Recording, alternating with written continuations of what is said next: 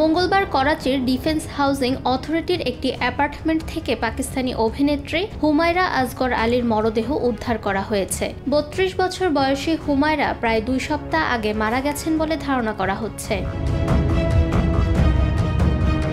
আদালতের নির্দেশে পুলিশ অ্যাপার্টমেন্টটি খালি করার জন্য ঘটনাস্থলে পৌঁছায়। বিকাল ৩টা ১৫ পুলিশ দরজায় কড়া নাড়লে ভেতর থেকে কেউ সাড়া দেয়নি।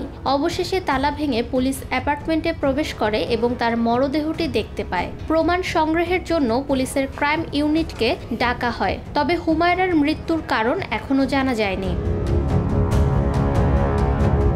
টিভি রিয়েলিটি শো তামাশা ঘরে অংশ নিয়ে আলোচনায় আসেন হুমায়রা।